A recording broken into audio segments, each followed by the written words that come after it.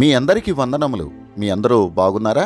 ఈరోజు దేవుని వాక్యము ఆదికాండము 28వ అధ్యాయము 14వ వచనం. భూమి యొక్క వంశములన్నీయు నీ మూలముగాను నీ సంతానం మూలముగాను ఆశీర్వదింపబడును. ఎంత అద్భుతమైన వాగ్దానం ఇది! ఈ వాగ్దానము యాకోబు గారితో చేస్తున్నట్లుగా మనం చూస్తూ ఉన్నాం. ఎవరు? తండ్రి అయిన దేవుడు యాకోబు గారితో చెప్తూ ఉన్నాడు.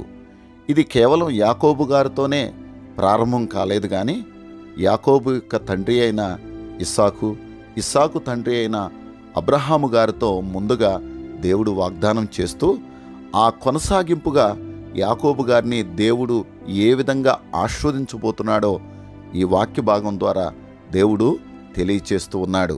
నిజమే కదా? యాకోబు యొక్క సంతానమైన 12 గోత్రములను దేవుడు దీవించి వారిని అనేక జనములుగా మార్చి, వారిని ఒక దేశముగా మార్చి దేవుడు వారిని ఆశీర్వదించినట్లుగా దేవుని వాక్యములో మనం చూడగలం.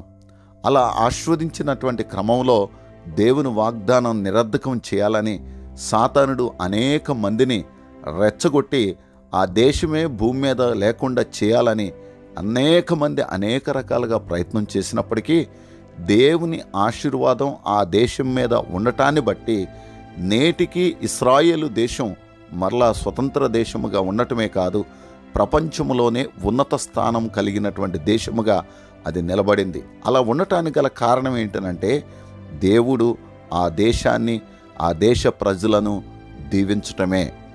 ఈరోజు ఈ వాగ్దానం తనను బట్టి, అనగా నీ సంతానం మూలముగా భూమి మీద వంశములన్నీ దీవించబడును అని రాయబడింది. దేవుని యొక్క ప్రణాళిక అబ్రహాము గారికి ఇచ్చిన వాగ్దానం, ఇస్సాకు గారికి ఇచ్చిన వాగ్దానం, యాకోబు గారికి ఇచ్చిన వాగ్దానం, వారి సంతానములో నుండే ప్రభువైన యేసు ఈ లోకానికి రక్షకుడిగా దిగిరావటం జరిగింది. అలా రక్షకుడిగా దిగివచ్చినటువంటి యేసుక్రీస్తు ద్వారా భూమి మీద ఉన్నటువంటి వంశంలో, ప్రతి జాతిలో, ప్రతి సంతానములో ప్రభుని ఎరిగిన దేశ ప్రజలు కలిగినటువంటి స్థితిని మనం దేవుని వాక్యంలో చూడగలము. రియల్గా కూడా నేటి దినాల్లో కూడా ప్రతి దేశంలో యేసుని ఎరిగిన వారు, ప్రతి రాష్ట్రంలో యేసుని ఎరిగిన వారు, అనేక గ్రామాల్లో యేసుక్రీస్తుని ఎరిగిన వారు ఉండటం ఎంత గొప్ప సంగతి! నిజముగా అలనాడు అబ్రహాము, యాకోబు, ఇస్సాకులకు ఇచ్చిన వాగ్దానం నేటి దినాన్న ప్రపంచ దేశములంతటను, భూమి మీద ఉన్న ప్రతి వంశంలో యేసుని ఎరిగిన వారు ఉండటానికి ముఖ్యమైన కారణం దేవుడు చేసిన వాగ్దానం, దేవుడిచ్చిన ఆశీర్వాదం.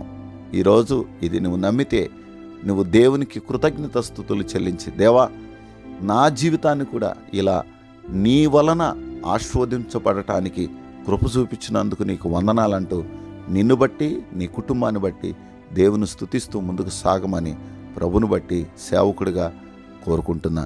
దేవుడు అలా ఉండుటకు మీ కుటుంబాలను, మిమ్ములను దీవించి ఆశీర్వదించునుగాక. ఆమేన్.